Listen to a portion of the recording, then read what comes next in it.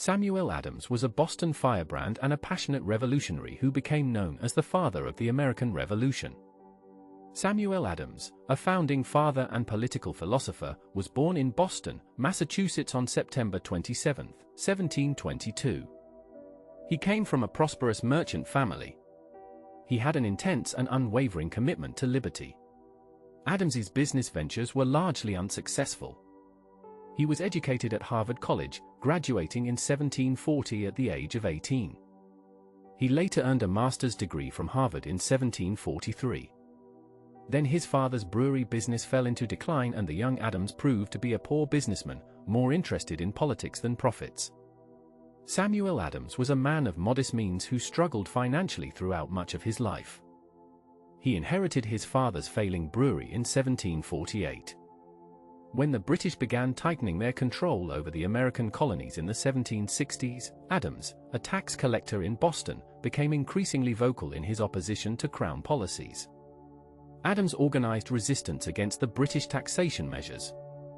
He was a master propagandist who understood the power of public opinion.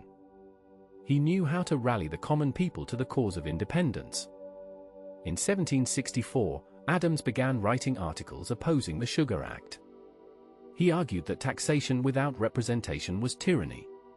The British Parliament had no right to tax the colonies because the colonists had no representatives in Parliament. This became the rallying cry of the revolutionary movement. Adams was not a wealthy plantation owner like George Washington or Thomas Jefferson. He was a man of the people who spoke directly to the concerns of ordinary colonists. Samuel Adams was one of the most radical voices calling for independence from Britain. He was far more extreme than many of his contemporaries. While others sought compromise and reconciliation with the mother country, Adams believed that complete separation was the only acceptable solution. He saw British rule as fundamentally incompatible with colonial liberty. Adams helped organize the Sons of Liberty in 1765. This secret organization used both peaceful protest and intimidation to resist British policies. The Sons of Liberty became famous for their opposition to the Stamp Act. They burned effigies of tax collectors and destroyed the homes of British officials. Adams was almost certainly involved in planning these actions, though he was careful to maintain plausible deniability. He understood that the revolution needed respectable leaders who could not be easily arrested for sedition. Adams worked behind the scenes, organizing meetings, writing pamphlets, and coordinating resistance activities. In 1768, British troops arrived in Boston to maintain order and enforce unpopular laws. Adams called this a military occupation. He wrote inflammatory articles describing the soldiers as an invading army. He deliberately provoked confrontations between colonists and British troops. Adams understood that violence would radicalize moderate colonists and push them toward the revolutionary cause. He was willing to sacrifice peace for the greater goal of independence.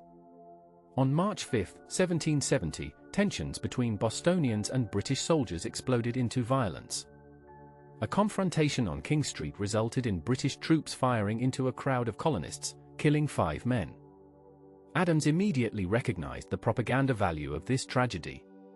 He called it the Boston Massacre. He organized elaborate funeral processions for the victims. He commissioned engravings showing British soldiers deliberately murdering innocent civilians. The reality was more complicated, but Adams was not interested in nuance. He wanted to inflame public opinion against the British. Samuel Adams served in the Massachusetts legislature where he was a constant thorn in the side of royal governors. He drafted resolutions asserting colonial rights. He organized committees of correspondence to coordinate resistance activities across different colonies. These committees became the communication network that would eventually unite the colonies in revolution. Adams was building the infrastructure of rebellion years before the actual war began. In 1773, the British Parliament passed the Tea Act, which gave the British East India Company a monopoly on tea sales in the colonies. This was seen as another example of British tyranny. Adams organized a mass meeting at the Old South Meeting House in Boston. Thousands of colonists gathered to protest the Tea Act. When the royal governor refused to send the tea ships back to England, Adams gave a signal. That night, members of the Sons of Liberty, some disguised as Mohawk Indians, boarded 3 ships in Boston Harbor and dumped 342 chests of tea into the water. The Boston Tea Party was an act of defiance that shocked both Britain and many moderate colonists. Adams had orchestrated an act of vandalism that destroyed thousands of pounds worth of private property. The British response was swift and severe. Parliament passed the Coercive Acts, which Bostonians called the Intolerable Acts. These laws closed Boston Harbor, revoked Massachusetts's charter, and imposed direct military rule. Adams had gotten exactly what he wanted: British overreach that would radicalize even moderate colonists. Samuel Adams was a master of political theater. He understood that symbols and dramatic gestures could be more powerful than reasoned arguments. He organized public spectacles, coordinated protests, and ensured that every British action was portrayed in the worst possible light. He was not interested in balanced reporting or fair representation of British motives. He wanted to create an unbridgeable divide between the colonies and the mother country. In September 1774, Adams was elected as a delegate to the First Continental Congress in Philadelphia. This gathering brought together representatives from 12 of the 13 colonies to coordinate a response to British oppression. Adams was one of the most radical voices at the Congress. Many delegates still hoped for reconciliation with Britain. Adams had no such illusions. He believed that war was inevitable and that independence was the only acceptable outcome. When the Second Continental Congress convened in May 1775, the Revolutionary War had already begun. British troops and colonial militia had exchanged fire at Lexington and Concord. Adams had been at Lexington on the night before the battle.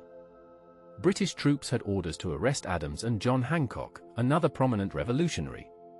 The 2 men escaped just hours before the British arrived. Adams was now a wanted man, accused of treason against the Crown. Samuel Adams was not a military leader. He never commanded troops in battle. His contribution to the revolution was political and ideological. He kept the revolutionary spirit alive during the darkest days of the war. He argued for independence when others wavered. He insisted that the colonies were fighting not just for better treatment within the British Empire but for the right to govern themselves as free and independent states. In July 1776, the Continental Congress debated and approved the Declaration of Independence. Samuel Adams was one of the signers of this historic document. By putting his name on the declaration, Adams committed treason in the eyes of the British government. If the revolution failed, he would be hanged. Adams never hesitated. He had been working toward this moment for more than a decade. American independence was the cause to which he had dedicated his life. During the Revolutionary War, Adams continued to serve in the Continental Congress. He worked on committees dealing with military supplies, finance, and foreign affairs. He was not a brilliant administrator or a diplomatic negotiator. His strength was his unwavering commitment to the cause of independence. When others grew discouraged by military defeat or the hardships of war, Adams remained resolute. He believed that the American cause was just and that victory was inevitable. Samuel Adams understood that winning the war was not enough. The new nation needed a strong foundation of Republican principles. He was deeply suspicious of centralized power. He believed that government should be close to the people and that individual liberty should be protected from government overreach. These beliefs would shape his political philosophy for the rest of his life. After the war ended in 1783, Adams returned to Massachusetts politics. He served in the state Senate and was elected president of that body. He was a strong advocate for a Bill of Rights to protect individual liberties. When the Constitutional Convention met in Philadelphia in 1787 to draft a new framework for the national government, Adams was not a delegate. He was initially skeptical of the proposed constitution. He worried that it created too strong a central government that could threaten individual liberty and state sovereignty. Adams was part of the anti-federalist movement that opposed ratification of the Constitution. He feared that the new government would become as tyrannical as the British government the colonies had fought to escape. He wanted explicit protections for individual rights. He demanded amendments that would limit federal power and protect freedom of speech, religion, and the press. Only after the Federalists promised to add a Bill of Rights did Adams support ratification. In 1789, Samuel Adams was elected Lieutenant Governor of Massachusetts under Governor John Hancock. When Hancock died in 1793, Adams became governor. He served for one-year terms as governor from 1794 to 1797. As governor, Adams was a champion of public education and religious freedom.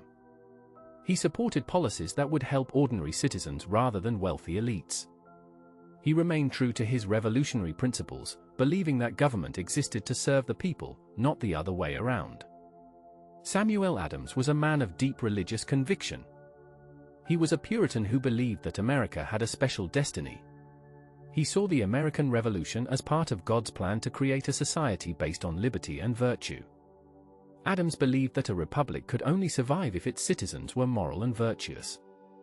He worried that luxury and corruption would undermine the revolutionary ideals for which so many had fought and died. Unlike George Washington or Thomas Jefferson, Samuel Adams was never a wealthy man. He lived simply and died with little money. He never owned slaves. He believed that slavery was incompatible with the principles of the American Revolution. How could a nation founded on the idea that all men are created equal tolerate the enslavement of human beings? Adams was one of the earliest American political leaders to oppose slavery on moral grounds. Samuel Adams was not a great orator like Patrick Henry. He was not a brilliant writer like Thomas Jefferson. He was not a military hero like George Washington.